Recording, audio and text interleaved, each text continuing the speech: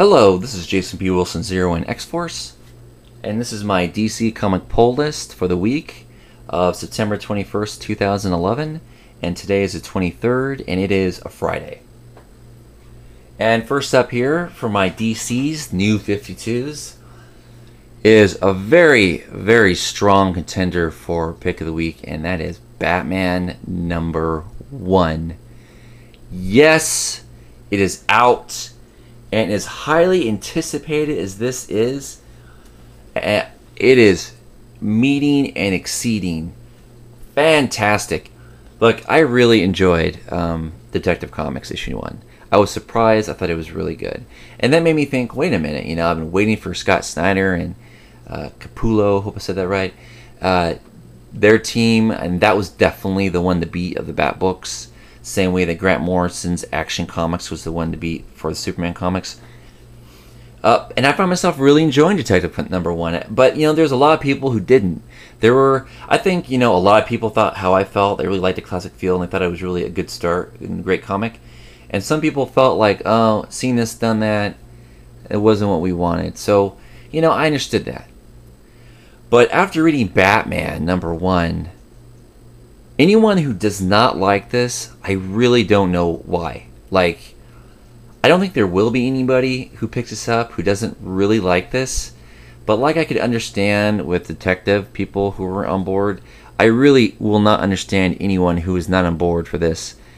This is great. And as much as I liked Detective, and, Detective was the high watermark for the Batman books. It wasn't Batman you went to for the best Bat book. It was either Detective Comics, which is definitely #1 for me at the time, or you went to Batman Incorporated, which is #2 for me at the time. But, I enjoyed Batman, but it was not where those were.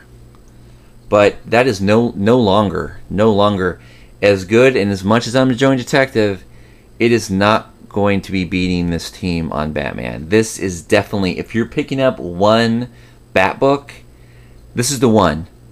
If you're keeping a real low volume of DC books, it's got to be, so let's say you're going to get 3 books. Then those 3 books are Justice League, Action Comics, and Batman #1.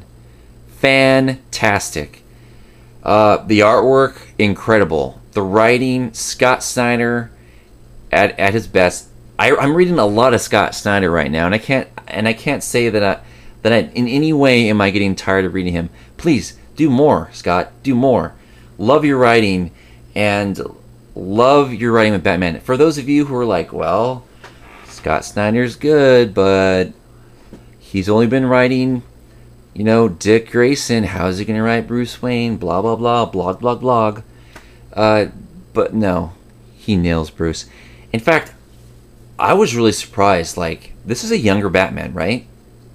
Yet, you see that the timeline with Bat, like the other Bat books, is continuous. So I was like, how am I supposed to believe that Batman is young, and Dick Grayson is young, but still Nightwing, and Tim Drake is young, but he is Red Robin, and Damian Wayne is Damian. How are you going to do that? And so far, the other Bat books did an okay job with it, but this one did the best with it. Yeah, I mean, the continuity is still intact, yet everyone's younger, yet they're all in their same positions that they were.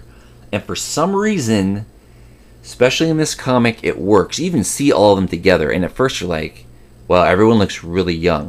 There's Bruce Wayne, there's Dick Grayson, and there's Tim Drake, and there's Damian Wayne. They're all standing together in tuxedos, and they almost look like clones of each other, but it works, And everyone is like baby young, but it totally works. And look, this book starts out with Batman fighting Clayface, Killer Croc, Scarecrow, Mr. Freeze, and then, okay, I won't spoil anything, but Joker jumps in and starts doing some stuff, and you're like, what? What is going on? And then a few pages later, you find out what was really going on. Oh man, really awesome, fantastic. So good. Anyone who doesn't like this book, something wrong is wrong with you, and stop reading comics. So good. Awesome book.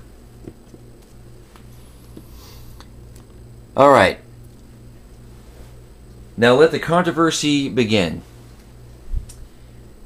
I'm changing my order here because two of the comics I picked up this week have big controversies, and so I'll do them in a row. Okay, so here's the biggest controversy. Catwoman #1. A lot of people, there's a lot of sexuality in here. Now this is T+, so I think at 17 and up, I think. Yeah, and that goes the same for the next one, I'm pretty sure. But so you're either gonna like this or you're not. I guess it's gonna be a love-hate thing, but gosh, don't think less of me, guys. But I liked it. I understand completely why especially women are not gonna like what's going on here. I didn't think it was that big a deal. I really didn't. I feel like I have high morals, but I also know that I'm reading a comic book, and I also know that there are basically a lot of guys that read this book. But if I was a girl, I don't think I'd be offended. Catwoman's a mature woman, and she's always kind of been a little, well, I should say a lot sexual, and she kind of explodes with it.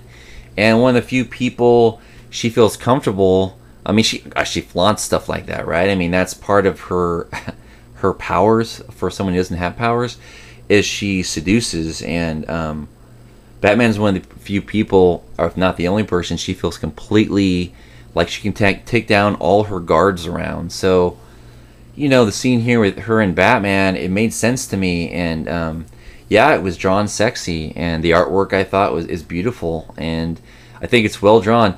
Now, I am definitely a Judd Winnick fan.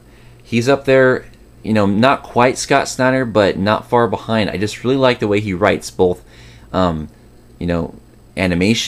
when he's writing scripts and stuff, and when he's writing comics. Now, I think I made a mistake thinking that he was writing the Red Hood, and he's not. He writes Batwing and he writes Catwoman. Those are his books. So I think I said that he was writing the Red Hood book, but no, he's not. He did write like I said quite a few times. He wrote Batman Under the Red Hood, the animated movie. That's what he wrote.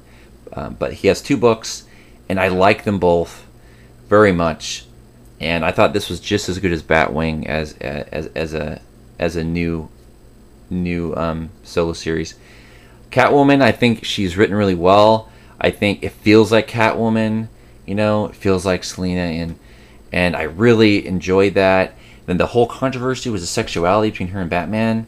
I didn't have a problem with it. I thought it brought a kind of fun kind of moment to the book for all of us who really like these characters. And I didn't have a problem with it. Not at all. I mean, I wouldn't let my little kid read this, but I kind of would figure that out by the T+ on the cover. So, no, I really liked it. I really liked it a lot. Yeah, so now going to the next controversy. And now it wasn't quite a big controversy as Catwoman was, but it definitely was a big one, and that is the way Corey here, Starfire, is represented in this book. First off, it's not a T+. Now I'm looking at it, it's just a T. Okay, well that's fine because there wasn't as much as Catwoman was. But for those of you who have read Starfire in the past, there's no difference here at all. I really. Her character is a sex pot, and many people have used that word to describe her both currently and in the past. So, I didn't see a problem at all. Definitely, she uses it, and it's these, it's called Red Hood and the Outlaws, and I think a few people said that. So, what's the issue? I really don't know. You're reading about two bad guys and someone who has really been a goody girl, but she's always been like flaunting her sexuality. She's an alien, so it comes about different for her. For her, it's just completely natural because of the type of race she is. So it works. She's drawn in a very sexy way here, and these two guys, they're obviously they find her attractive and stuff. Also, she ends up, I guess this is a spoiler, but she ends up sleeping with Arsenal here, aka Red Arrow, Roy, and these are you kind of needed to do that because her other persona is she's a little too naive and good girl sometimes, written anyway, for that to really have worked with these two clearly edgy sort of rogue characters. They're good guys, but they're bad guys, So you had to give her that element to see why they all fit together. They're all kind of screwed up, and they all kind of see each other as screwed up. So it works, and it's exactly what you want from a book called Red Hood and the Outlaws. And this has come up also. Why does he have the bat symbol?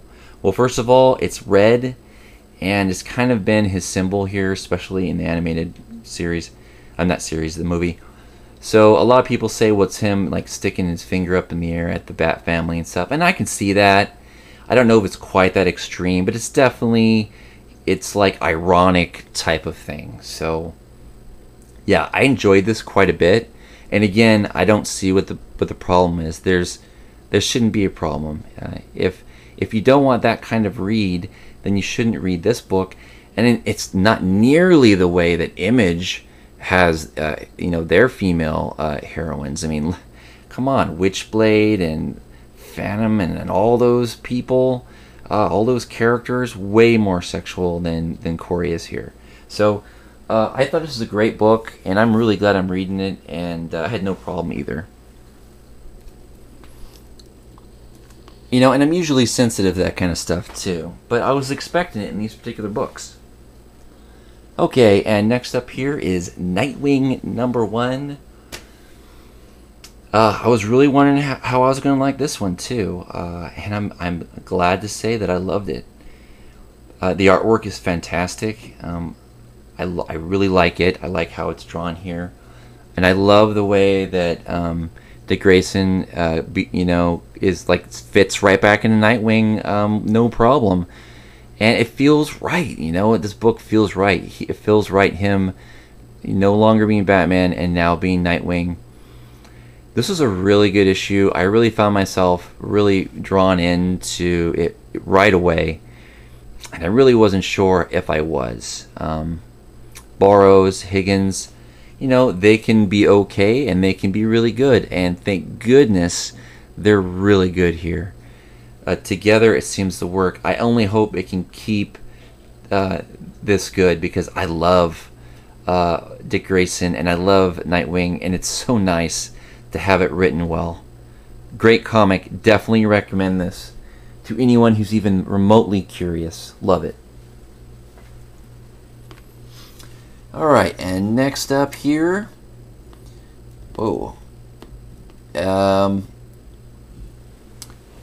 is Supergirl, #1. Obviously, all these are #1. Okay, so how was Supergirl?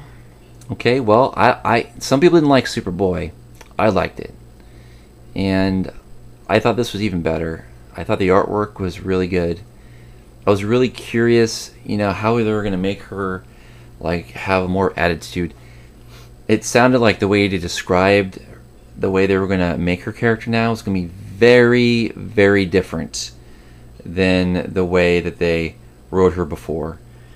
The only controversy Supergirl ever had was when, Turner started drawing her, and she had the half mid-dress thing. It was very sexy, yet her character was, she was like a teenager, so she liked to dress like that, and she wasn't like Corey or anything. She wasn't like flaunting it. She just liked to look cute and everything, and it worked. It worked, but some people didn't care for it. So that's probably why they decided to go with this uniform. It doesn't quite, it looks like this in the book, but the artist, I think, handles it better than here on the cover. So I should say that. I really liked it. I really liked the design. It really worked. I understand why her character feels the way she does. It's definitely a different tone than she was in the old DCU, if I can say old DCU now, I guess, in the other TCU before this new DCU. So you definitely know where she's coming from. It makes sense, even the way she came to Earth. Oops, excuse me. The way she came to Earth, all that. So, you know, it works. It works. It's drawn well. And, you know, it's definitely a first issue. So not too much is given away type thing, but a lot is shown. And I liked it. I liked it probably a little bit more than I like Superboy. And I like Superboy. I thought it probably accomplished more in its first issue. So a very good issue, and I liked it quite a bit. And last up here for my DCs is number 8 of Young Justice. And this is I guess you can call a guilty pleasure. It's definitely rated E for everyone. I strongly recommend it to families and definitely for kids. Obviously, the Young Justice animated series has recently started back up again. The new season. It's just such a good series, and yeah, I'm gonna have to do a video on the different animated series that I'm watching that are on, maybe even rate them. But Young Justice is such a great animated series. I think like the best animated series to come in a long time. They just do everything just right. The writers, the artists, it's practically perfect. And so I get this just because I enjoy the characters so much, and I like getting the in-between stories that's going on in the episode. So that's what you get with this. But even read on its own, it's a really solid, you know, family-friendly book. Especially with all the edgier stuff out, especially with the DCU now. Marvel's always been really edgy, so you gotta be careful what you pick up. This is a great kids comic, a great family comic, and I really enjoy it. This issue is another good one. I've said this a million times whenever this comes up, but it's a fast read, but it's still a fun ride, and I always recommend this, and it's still going strong. Number 8. So with that said, those are my DC books. It looks, I believe next week is the last of the number 1s. And then what I think I'm going to do is I'm going to take all my DC books and kind of do a video, kind of shuffle them around and kind of decide and show which ones I'm keeping, which ones I'm not, and which ones will be on the fence. Maybe I'll keep for a little bit. You know, I wish I could keep them all. I really haven't been unhappy with the issues very much. Most of them I've been pleased with, and a lot of them I've loved. So I wish I could get them all. I just really can't afford it. I'm cutting way back on my Marvel books. I increased a little bit on my Image, and I'm definitely going to be keeping the most of DC. I think they're really strong right now, and I'm really liking where this new DCU is headed.